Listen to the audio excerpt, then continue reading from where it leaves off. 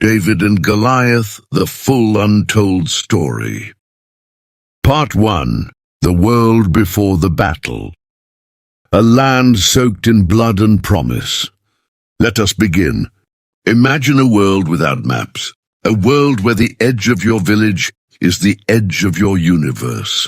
Where the sun rises over hills that your grandfather named, and sets behind valleys where your enemies sharpen their swords in the dark. This is the ancient Near East, roughly 3,000 years ago. A land bridge between Africa and Asia, between desert and sea, between civilization and wilderness. A narrow corridor of earth that every empire in history has wanted to own, and almost every empire in history has fought over. This is the land of Canaan, and in this land, two peoples are locked in a war that has no clean beginning and no easy end. On one side, the Philistines, on the other, the Israelites. Before we can understand the day, a shepherd boy walked into a valley and changed the world forever. We need to understand who these people were. Because this story, the story of David and Goliath, is not just a story about bravery. It is not just a Sunday school lesson about trusting God over your fears. It is a story about civilizations in collision, about technology and tradition, about power and its blind spots, about a system of warfare so entrenched, so ritualized, so seemingly unbreakable, and the one moment when a young man decided to simply refuse to play by the rules. So, let us begin. The Philistines. History has not been kind to the Philistines in the way we talk about them. We use the word Philistine today as an insult, a brutish person, uncultured, unrefined.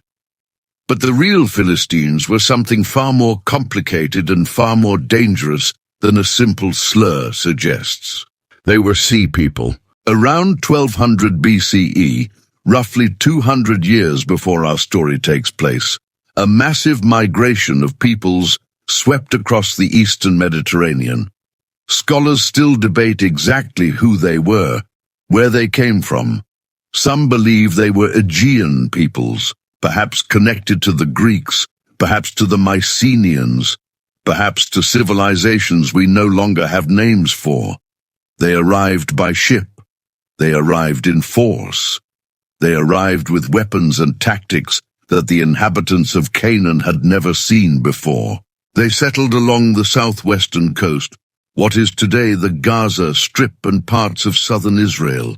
5 great cities became their power centers: Gaza, Ashkelon, Ashdod, Ekron, Gath. Gath. Remember that name. The Philistines were sophisticated. They worked iron at a time when most of their neighbors were still using bronze. Iron weapons, iron chariots, iron discipline. They built cities with administrative centers, with temples, with trade networks. They had a monopoly on ironworking so complete that the biblical text later notes the Israelites couldn't even sharpen their own plows without going to a Philistine blacksmith. They were not barbarians crashing through civilization. They were a civilization, one in direct competition with the people of Israel for control of this thin, precious strip of land. And the Israelites.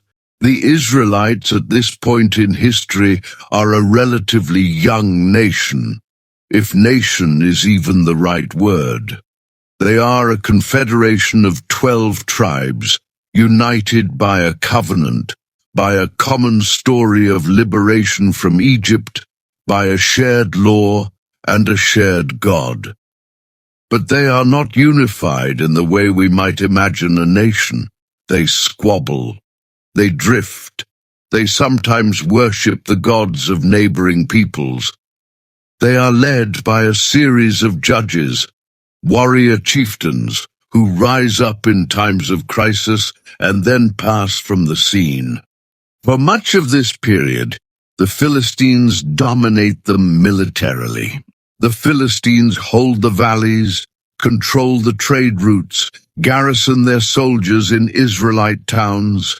The Israelites hold the hill country, rougher terrain, harder to move armies through, but also harder to farm, harder to build in. The highlands are free, but freedom on a rocky hilltop with no iron tools is a complicated kind of freedom. Into this tension comes a transition. The Israelites, tired of the unpredictability of judges, tired of losing battles, tired of watching their neighbors be ruled by organized kingdoms, demand a king. And God, through the prophet Samuel, gives them one. His name is Saul. Saul, son of Kish, from the tribe of Benjamin.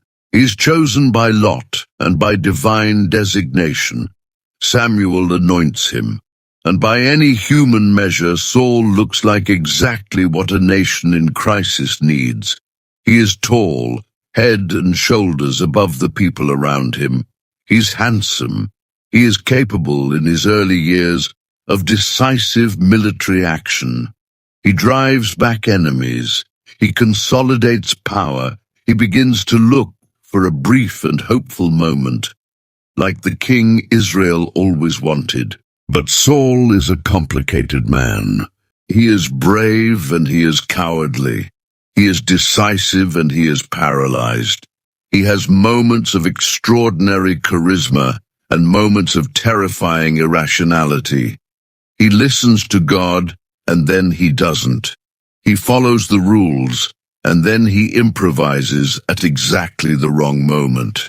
And Samuel, the prophet who made him, eventually tells him what no king ever wants to hear: God has rejected you. The kingdom will be torn from your house and given to another. Saul continues to reign, but he reigns under the shadow of that verdict. He knows, somewhere in the back of his mind, that his dynasty ends with him, and that knowledge curdles into something dark inside him, something insecure and volatile and hungry. He is still king on the day the Philistines mass in the valley of Elah, but he is a man who has already lost. Part 2, The Valley, where mountains look down on men who must choose. The Valley of Elah. Say the words out loud. Elah. In Hebrew, it means terebinth, a type of wild pistachio tree. The valley is named for these trees, which grew along the stream banks, whose roots drank deep from the seasonal water. Stand at the valley today. You can still visit it in modern Israel, near a town called Beit Shemesh, and you will see what the ancient world saw: two ridgelines rising on either side, the valley floor between them wide enough for armies, a dry stream bed running through the middle, lined with smooth white stones. To the west, the Philistines have come down from their coastal cities and assembled on the ridge. Their camp stretches across the heights. Their banners catch the wind. Their soldiers are organized by units, each man in his place, each formation trained, each weapon sharpened. To the east, on the opposite ridge, the army of Israel under King Saul has taken up its position, and between them the valley floor, contested ground, no man's land. This standoff has been going on for 40 days. 40 days is not an accident in the biblical narrative. 40 is the number of testing. 40 years in the wilderness. 40 days of flood. 40 days in this valley means something. It means that this is not merely a military crisis. It is a spiritual trial. a test of who these people are and what they believe, and whether their faith is a real thing or just words spoken in safety. Every morning for 40 days, the Philistines have sent their champion into the valley floor. And every morning, the army of Israel has looked down from their ridge, and they have done nothing. They have done nothing. The Bible says they fled from him and were greatly afraid. Imagine being a soldier in that camp.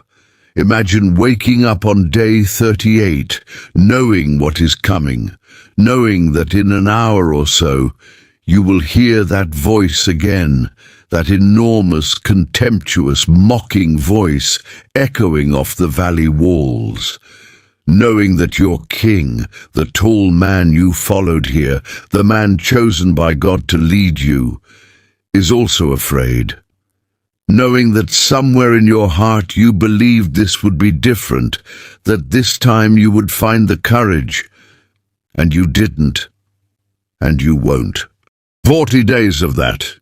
40 days of shame, accumulating like sediment on the valley floor. Now the Philistine champion. His name is Goliath. He is from Gath, one of the 5 great Philistine cities, and the text gives us measurements that have fascinated scholars, theologians, and skeptics for thousands of years. In the Masoretic text, the traditional Hebrew Bible, his height is given as 6 cubits and a span. A cubit is approximately 18 inches. A span is about 9 inches. 6 cubits and a span, roughly 9 feet 9 inches tall. This is the number that trips people up. 9 feet 9 inches, nearly 10 feet. The tallest verified human being in recorded modern history, Robert Wadlow of Illinois, reached 8 feet 11 inches and was so structurally compromised by his growth condition that he could barely walk without braces. Could Goliath really have been almost 10 feet tall? Here's where it gets interesting. The Dead Sea Scrolls, manuscripts discovered in 1947 that are over 1,000 years older than the Masoretic text, give a different measurement. 4 cubits and a span. 4 cubits and a span is approximately 6 feet, 9 inches. Still enormous for the ancient world, where the average man stood around 5 feet, 4 inches. 6 feet, 9 inches would have been a giant, a monster, an impossible, terrifying, superhuman figure in the eyes of an ancient soldier. Some scholars believe the number was inflated over centuries of retelling, that with each generation, Goliath grew a little taller, as legends do. Others believe the original number is correct, and that Goliath had a pituitary condition, gigantism, which would explain both his size and, as we'll see, certain other details about him that the text records with strange precision. But here is what no one disputes. Whatever his exact height, Goliath was terrifying. The description of his armor is detailed, almost lovingly so, as if the author wants you to feel the weight of what Israel was up against. He wore a bronze helmet, a coat of scale armor weighing 5,000 shekels of bronze, roughly 125 pounds of metal protecting his torso alone, bronze greaves on his legs, a bronze javelin slung between his shoulders. His spear had a shaft like a weaver's beam, meaning it was thick as a loom rod, the kind of pole that takes 2 hands to carry. The iron point alone weighed 600 shekels, 15 pounds of iron at the tip of an enormous spear, and walking in front of him a shield-bearer, a separate soldier whose entire job was to carry Goliath's massive shield. He didn't carry his own shield. He had a man for that. Think about what that says. Goliath moved through the world so laden with armor and weapons that he needed a supporting cast just to function. He was a weapons platform, in modern military terms, a one-man tank. The Philistines had taken the concept of the heavy warrior to its absolute extreme and built this man to be the supreme expression of that concept. And every morning he walked down into the valley, this impossible edifice of bronze and iron and flesh, and he opened his mouth, and he said the same thing. "Why do you come out and line up for battle? Am I not a Philistine, and are you not the servants of Saul? Choose a man and have him come down to me. If he is able to fight and kill me, we will become your subjects. But if I overcome him and kill him, you will become our subjects and serve us." And then the challenge, the taunt, the words that rang across the valley and found no answer. "This day I defy the ranks of Israel. Give me a man and let us fight each other." This is called single combat, and it is important to understand that this was not an unusual proposal. This was an established practice in ancient Near Eastern warfare. Two champions, one from each side, meet in the middle. They fight. The loser's army surrenders. The winner's army is spared. It's a way of resolving conflict without the enormous cost of a full battle. The dead, the wounded, the disrupted agriculture, the orphaned children, the torched villages. Both sides have to agree to the outcome, of course. Both sides have to trust that the other will honor the result. And in practice, it often doesn't work cleanly. But it's a recognized framework. It's the rules. Goliath is playing by the rules, and Israel has no answer to him. 40 days, 40 mornings, the same challenge, the same silence, the same shame. Part 3, The Shepherd Boy. What the fields teach you that the palace cannot. Now we go back before the valley, back to a different landscape, a different kind of story. In the hill country of Judah, there is a town called Bethlehem. It's not a large town, not an important town, not a town anyone would look at and say, yes, this is where history will be made. It sits in the highlands about 6 miles south of Jerusalem, which at this point isn't even an Israelite city yet. Bethlehem is a farming and herding community. Its people work the terraced hillsides, growing grain and grapes. They keep sheep and goats on the rough pastures of the surrounding hills. In Bethlehem there lives a man named Jesse. He has 8 sons. 8 sons.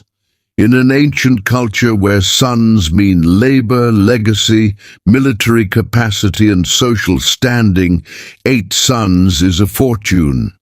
Jesse is a man of some standing in Bethlehem. The Bible calls him an Ephrathite, a designation that seems to indicate a certain dignity, a rooted family with history in the place. His 7 eldest sons are grown. Several of them are in Saul's army at the valley of Elah. His youngest son, his 8th son, is still at home watching the sheep. His name is David. What do we know about David before the valley? The Bible gives us 2 portrait sessions, 2 different moments when David is described, and they seem at first almost contradictory.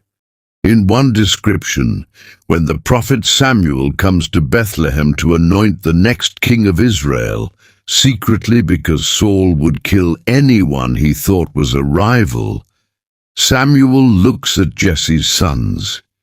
He sees the eldest, Eliab, and he thinks, surely this is the one. He is tall, he is impressive, he looks like a king. And God says to Samuel, do not consider his appearance or his height, for I have rejected him. The Lord does not look at the things people look at. People look at the outward appearance, but the Lord looks at the heart. 7 sons passed before Samuel. 7 times, no. 7 times the anointing oil stays in the horn. Samuel asks Jesse, are these all the sons you have? And Jesse, and notice this, Jesse doesn't even think to bring David in from the fields. His youngest son, watching sheep, doesn't even occur to him as a candidate. He has to be reminded that David exists. There is still the youngest, but he is tending the sheep. Samuel says, send for him. We will not sit down until he arrives. So they send for David. And when he comes in, ruddy, with a fine appearance, handsome features, God says, rise and anoint him. This is the one. Samuel anoints him, and the Spirit of the Lord rushed upon David from that day forward. But here's the second portrait.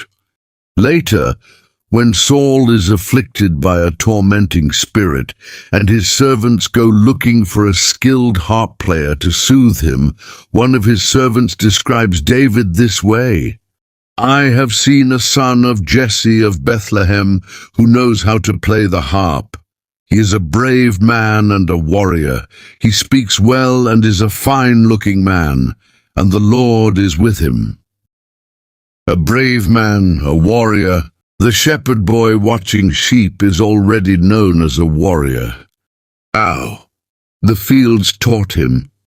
This is the part of David's story that we skip over in Sunday school because it's uncomfortable and a little bit violent. The life of a shepherd in ancient Judea was not idyllic. It was not sitting under a tree playing a lyre while fluffy white sheep grazed peacefully in sunlit meadows. Sheep were valuable property, perhaps the most important form of wealth a family possessed. They represented food, wool, the ability to make sacrifices at the temple, a dowry for daughters, currency for transactions. And the hills were full of predators. Lions, bears. Not symbolic lions and bears. Not metaphorical danger. Real lions, real bears.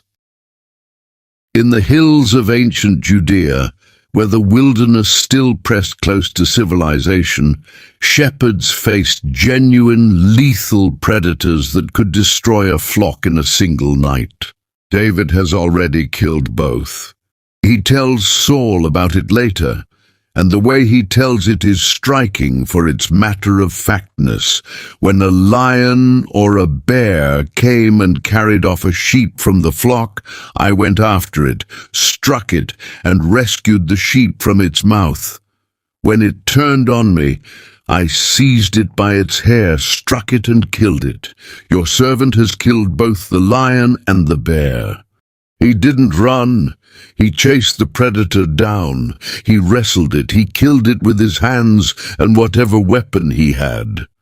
This is who David is before anyone outside Bethlehem knows his name. He is not a soft boy.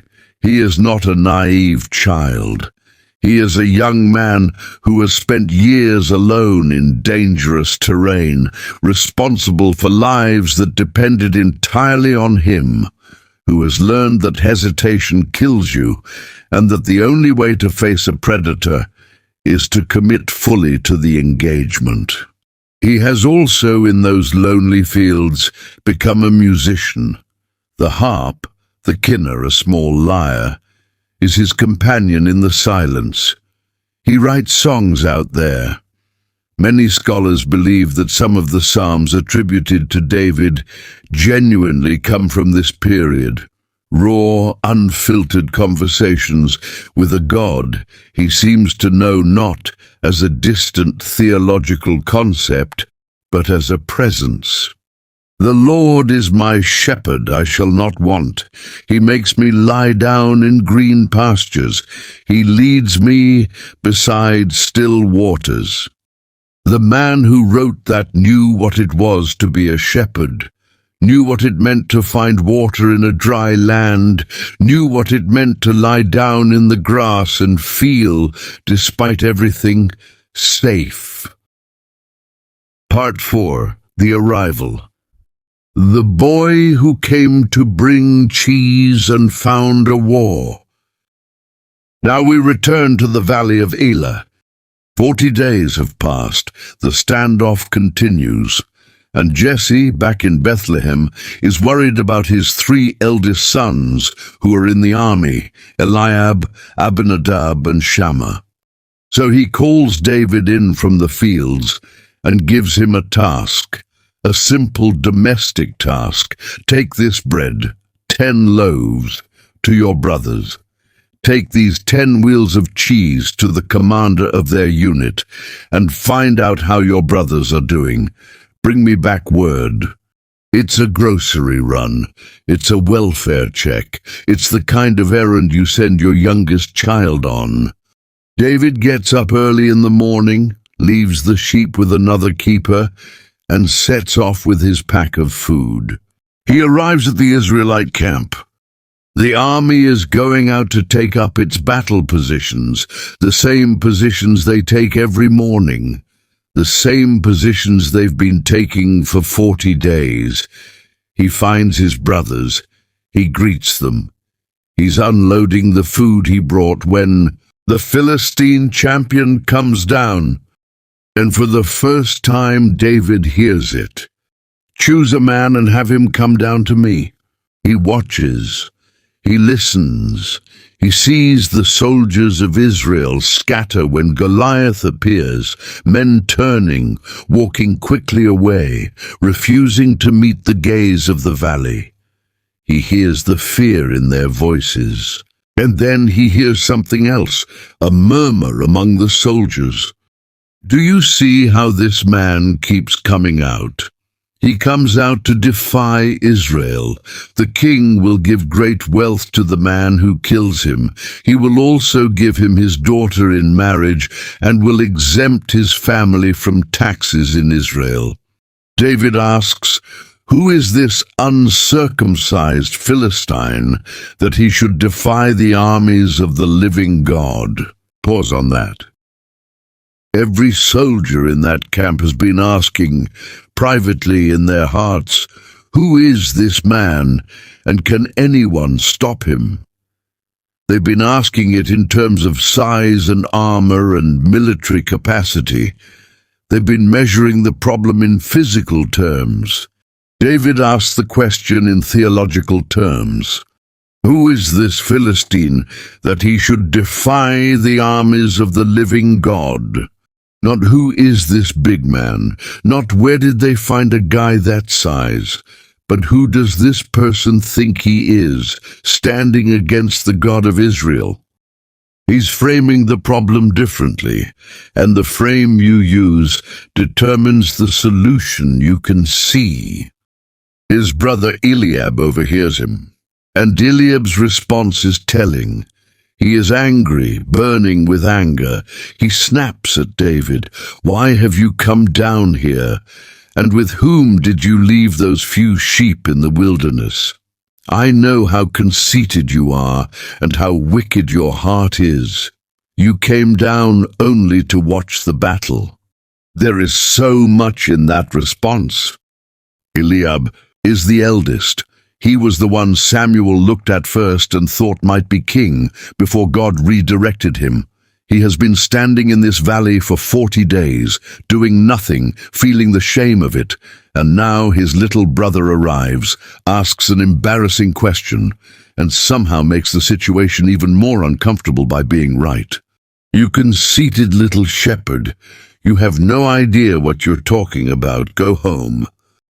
But David won't be dismissed. He turns away from Eliab. He keeps asking. He asks another soldier and another. And word begins to spread through the camp that there is a young man, a boy, really, who keeps asking about Goliath in terms that suggest he might be willing to fight him. Word reaches Saul, and Saul sends for David. Part 5. The conversation with the king. When a shepherd speaks, a kingdom must listen. Imagine this meeting. On one side, Saul, king of Israel, head and shoulders above everyone else in the room, a man with military experience, royal authority, and 40 days of fear etched into the lines of his face. On the other side, David, young, probably somewhere between 15 and 20 years old. The text is not specific.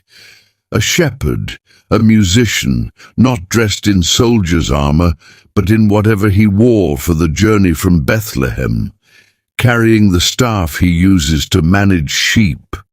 David tells Saul, "Let no one lose heart on account of this Philistine. Your servant will go and fight him." Saul looks at this boy, and he says gently, almost kindly, the way you might speak to someone who has a beautiful but impossible dream. "You are not able to go out against this Philistine and fight him. You are only a young man, and he has been a warrior from his youth." A warrior from his youth, a professional, a man who has been trained in the science of war since he was old enough to hold a weapon. And David tells the king his resume. He doesn't speak of training. He doesn't speak of technique. He speaks of experience, the lion, the bear, the sheep rescued from the mouth of the predator, and then the pivot, the Lord who rescued me from the paw of the lion and the paw of the bear will rescue me from the hand of this Philistine. Saul hears this. Something in him responds to it.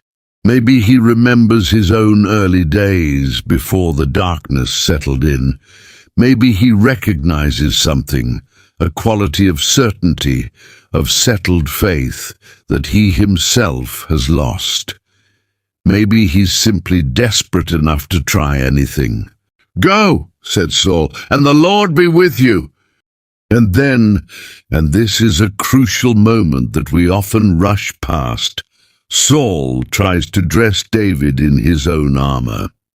He puts a bronze helmet on David's head. He puts a coat of armor on him. He girds him with his sword. David tries to walk. He can't. "I cannot go in these," David says, "because I am not used to them." So he takes them off. Think about what that moment means. Saul is trying in good faith to give David the best protection available. He is trying to equip David according to the paradigm of warfare that Saul understands. The paradigm that says armor and weapons and size are what win battles. David removes the armor. He is not being foolish. He is not being reckless. He is making a rational decision based on what he actually knows how to do. He knows the armor doesn't fit. He knows that fighting in unfamiliar equipment is more dangerous than fighting without it. He knows himself, his body, his capabilities, his training. He takes his shepherd's staff in his hand. He goes down to the stream and picks out 5 smooth stones. He puts them in the pouch of his shepherd's bag. 5 stones. Why 5? Goliath has brothers. In case he misses, in case the situation escalates, David is thorough. He is prepared. He is not charging into the valley in a blind frenzy of religious enthusiasm. He is going in deliberately. And in his hand, his sling. We need to stop here and talk about the sling. Because modern audiences read sling and think of a child's toy, a forked stick with a rubber band, firing pebbles at tin cans. That is not what David carries. The ancient sling, the kela, is a weapon of war. It consists of a pouch, usually made of leather or woven fiber, with two long cords attached. You place a stone in the pouch. You grip both cords. You swing the sling in a circular motion, overhead or to the side, building momentum. And at the precise moment you release one cord and the stone flies. Elite slingers in the ancient world were terrifying. In the army of Benjamin, David's own tribe as it happens, there were reportedly 700 left-handed slingers who could sling a stone at a hare and not miss. The Roman legions had Balearic slingers from the Mediterranean islands who could hurl lead bullets with enough force to punch through bronze armor. The physics are striking. A skilled slinger can propel a stone at speeds approaching 100 miles per hour. At that velocity, a stone the size of a baseball carries the kinetic energy of a modern pistol round. And there is something else. Goliath is enormous. He is powerful. He is fearsome at close range. That's where his spear, his sword, his physical dominance all come into play. But there is a distance. The distance at which a slinger stands to release his shot, where none of that matters. At 50, 60, 70 yards, Goliath's sword cannot reach you. His spear thrown is a single-use weapon, and a skilled man can dodge it. But a stone from a sling. At 100 miles per hour, you cannot dodge what you cannot see coming. Malcolm Gladwell, in his book David and Goliath, makes the argument that modern audiences have fundamentally misunderstood this story. We see it as a story about an underdog who gets lucky. But in the ancient world, professional slingers were the artillery, the long-range precision weapons of their armies. A giant in full armor walking slowly toward you was not a match for a slinger. The giant was, in a very real military sense, overmatched. The story is not about a weak person defeating a strong one. It's about two completely different types of fighters, two completely different paradigms of combat.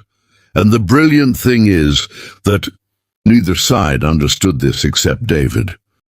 But David knew what he was. Goliath did not know what David was. Part 6. The Walk into the Valley. The longest 30 seconds in the history of the world. Now we're here. The valley floor. The Philistine army on their ridge. The Israelite army on theirs. And between them, the dry stream bed with its smooth stones. The terebinth trees, the wind moving through the grass. Goliath has come down again, as he does every morning. His shield-bearer walks before him. His armor catches the light. He is everything the ancient world considers the definition of military power, walking in slow and absolute confidence toward another morning of unanswered contempt. And then he sees David coming out of the Israelite lines, crossing the valley floor toward him. Walking, not running, walking toward this thing that has sent an entire army scrambling to the back of their ridge for 40 days. And Goliath looks at him, and what he sees, he cannot process. The Bible records his reaction with almost comic frankness. He sees David, and he disdains him, because David is young, ruddy, and handsome. He is not a warrior by any appearance that Goliath recognizes. He is not armored. He does not have a sword or a shield. He has a staff. He looks like he came from somewhere else entirely, stumbled into the wrong valley, and doesn't realize how lost he is. "Am I a dog," Goliath roars across the valley, "that you come at me with sticks?" He is insulted. He is personally insulted that Israel has sent this to face him. After 40 days of waiting, after 40 days of standing in this valley and calling for a champion, they send a shepherd boy with a stick. He curses David by his gods. He says, "Come here and I'll give your flesh to the birds and the wild animals." This is what total contempt sounds like. And David answers him, "You come against me with sword and spear and javelin, but I come against you in the name of the Lord Almighty, the God of the armies of Israel, whom you have defied." He names the weapons. He acknowledges the sword. He acknowledges the spear and the javelin. He does not pretend they aren't real. He does not pretend that Goliath isn't dangerous. But then, "This day the Lord will deliver you into my hands, and I'll strike you down and cut off your head. This very day I will give the carcasses of the Philistine army to the birds and the wild animals, and the whole world will know that there is a God in Israel. All those gathered here will know that it is not by sword or spear that the Lord saves, for the battle is the Lord's, and he will give all of you into our hands." Theology is battle speech. David is not trash-talking. He's making a statement about reality as he understands it. He is saying the outcome of this fight has already been determined by a power that your bronze armor and iron spear tip cannot touch. The battle is the Lord's. And then he runs. He runs toward Goliath. Part 7. The Stone and the Giant. 1 second that rewrote the world. He runs toward the Philistine. His hand goes into his bag. His fingers close around one of the 5 smooth stones. He draws it out. He fits it into the leather pouch of his sling. His feet are still moving, toward the giant, toward the danger, not away. And his arm begins to move, the sling beginning its rotation, building speed, the stone becoming a blur in the leather cradle. And here is a detail that biblical scholars find fascinating. Goliath has a condition. The symptoms described in the text, the enormous size, the fact that he has a shield bearer, suggesting he cannot carry a full-size shield himself, the way he moves slowly, the way he can't seem to identify David properly at first from a distance. Some medical scholars believe these are consistent with acromegaly, a form of giantism caused by excess growth hormone. One of the side effects of acromegaly in severe cases is vision problems, specifically reduced peripheral vision and difficulty seeing things at a distance or in motion. Goliath may not have been able to track the incoming stone. He may have stood there in his invincible armor, his spear at the ready, his shield-bearer walking before him, waiting for this shepherd boy to do something comprehensible, to charge, to attack with that ridiculous stick, to do something that his training and experience told him a fighter does, and the stone was already on its way. At a distance his eyes couldn't compensate for, moving at a speed his reflexes weren't designed to counter. The stone strikes Goliath in the forehead. The text is specific. The stone sank into his forehead, not bounced off, not glanced off, sank into. The kinetic energy of that stone, traveling at near pistol velocity after being released from an expert slinger's sling, impacts the one place in Goliath's entire body that isn't covered by bronze armor, the one place where flesh and bone meet the open air. Goliath falls. Face down. The giant falls face forward onto the earth, flat. The greatest military champion of the Philistine world.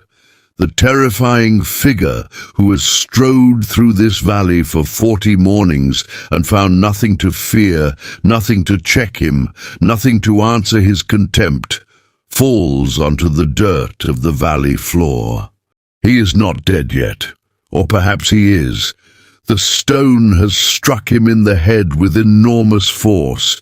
He is at minimum unconscious, very likely suffering a fatal injury, falling with the dead weight of hundreds of pounds of man and metal.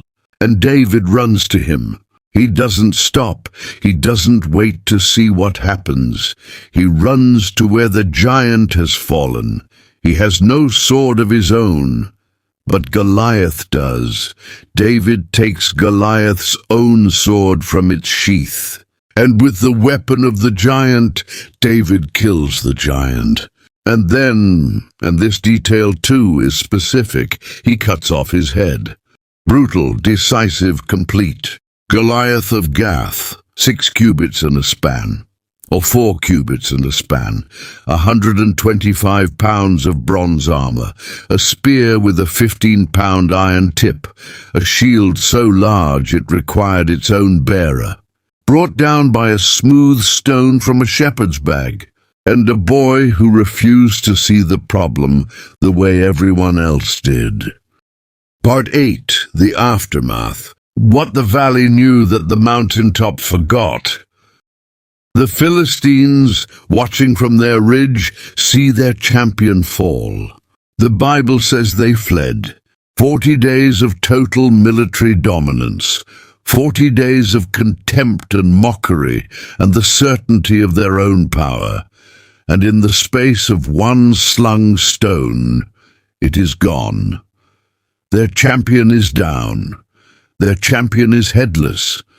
And there is a shepherd boy standing over the body with a sword in his hand, looking up at their ridge. They run, and Israel, watching from the opposite ridge, 40 days of shame, 40 days of frozen, paralyzed fear, 40 days of hiding on the heights. They see the Philistines run, and something breaks open in them. They shout. They pour down from their ridge. They pursue the Philistines all the way to their city gates. The road between Ekron and Gath is littered with the fallen as the Israelites chase an army that 30 minutes ago they were terrified of. The valley that was a graveyard of courage for 40 days becomes the site of a rout. And David stands in the valley. He has the head of Goliath. The Bible tells us, in one of the stranger details of the account, that he eventually takes the head to Jerusalem, which, as I mentioned, isn't even an Israelite city yet, but will be, as if he knows something about the future that the present cannot yet accommodate. He keeps Goliath's weapons. Saul, watching from the hill, asks his commander Abner, "Whose son is that young man?" And Abner doesn't know. The king of Israel, who spoke with David, who dressed David in his own armor, who sent David into the valley, doesn't recognize whose son he is. There is something devastating about that, something that perfectly captures the gap between how the powerful perceive the unexpected savior and how history eventually understands them. To Saul, in that moment, David is a flash of something astonishing, and then a question mark. Whose is he? Where did he come from? But David knows exactly who he is. He has always known. Part 9. The meaning of the stone. What this story has always been about. Every generation finds something different in this story. Children find a hero who was small and won anyway. Youth ministers find a lesson about trusting God over fear. Military historians find a case study in asymmetric warfare. Psychologists find a portrait of composure under pressure. Malcolm Gladwell finds a refutation of our assumptions about disadvantage. Theologians find a window into divine intervention and the nature of faith. All of them are right. But let me suggest something that ties all of these threads together. The story of David and Goliath is, at its deepest level, a story about what you see when you look at a problem. Goliath looked at David and saw a child with a stick. Saul looked at Goliath and saw an insurmountable physical threat. The army of Israel looked at the valley and saw 40 days of defeat that had somehow become the permanent condition of reality. David looked at the same situation and saw something completely different. He saw a large, slow-moving target. He saw an opponent who had never faced a slinger at range. He saw a man so armored that he could barely move freely, so laden with weapons that he needed a servant just to carry his shield. He saw a man who had been allowed to define the terms of combat. Come face me hand to hand, sword to sword, giant to normal man. And he simply declined to accept those terms. He didn't fight Goliath's fight. He fought his own fight. In the modern language of strategy and leadership, we talk about this as reframing, about seeing the constraints of a situation and recognizing which ones are real and which ones are just assumptions that everyone has stopped questioning. And David stands in the valley. He has the head of Goliath. The Bible tells us, in one of the stranger details of the account, that he eventually takes the head to Jerusalem, which, as I mentioned, isn't even an Israelite city yet, but will be, as if he knows something about the future that the present cannot yet accommodate. He keeps Goliath's weapons. Saul, watching from the hill, asks his commander Abner, "Whose son is that young man?" And Abner doesn't know. The king of Israel, who spoke with David, who dressed David in his own armor, who sent David into the valley, doesn't recognize whose son he is. There is something devastating about that, something that perfectly captures the gap between how the powerful perceive the unexpected savior and how history eventually understands them. To Saul in that moment, David is a flash of something astonishing, and then a question mark. Whose is he? Where did he come from? But David knows exactly who he is. He has always known. Part 9. The meaning of the stone. What this story has always been about. Every generation finds something different in this story. Children find a hero who was small and won anyway. Youth ministers find a lesson about trusting God over fear. Military historians find a case study in asymmetric warfare. Psychologists find a portrait of composure under pressure. Malcolm Gladwell finds a refutation of our assumptions about disadvantage. Theologians find a window into divine intervention and the nature of faith. All of them are right. But let me suggest something that ties all of these threads together. The story of David and Goliath is, at its deepest level, a story about what you see when you look at a problem. Goliath looked at David and saw a child with a stick. Saul looked at Goliath and saw an insurmountable physical threat. The army of Israel looked at the valley and saw 40 days of defeat that had somehow become the permanent condition of reality. David looked at the same situation and saw something completely different.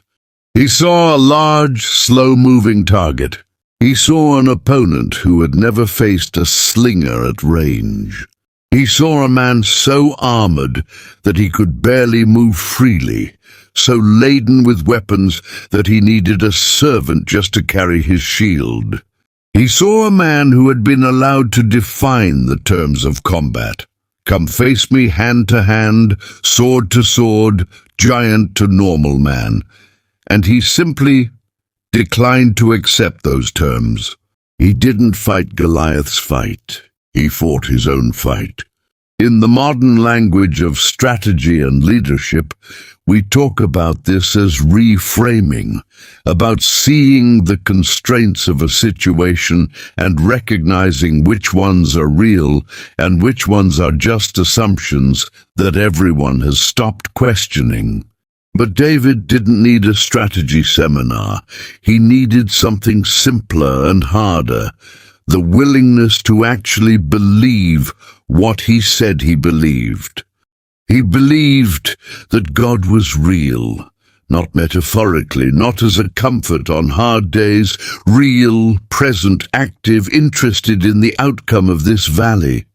And if that was true, if the God who made the mountains and the sea and the stars was genuinely present in the valley of Elah on that particular morning, then the question of Goliath's height was, at a certain level, beside the point. The battle, David said, belongs to the Lord. And he ran towards Goliath with certainty of victory. Part 10.